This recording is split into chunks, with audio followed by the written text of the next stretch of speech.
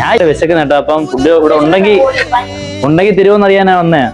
3 കല്യാണമായിരുന്നാ, എന്നെ വിളിച്ചില്ല. പക്ഷെ ചേച്ചി നീ ഫുഡ് തരുമല്ലേന്ന് അറിയാൻ വന്നേ.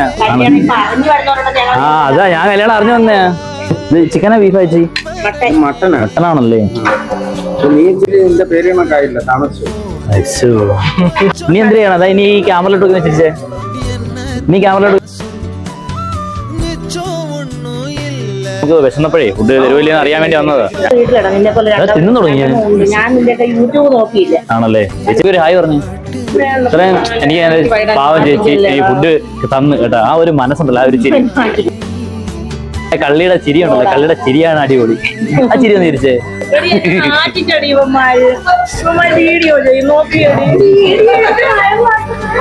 ഞാൻ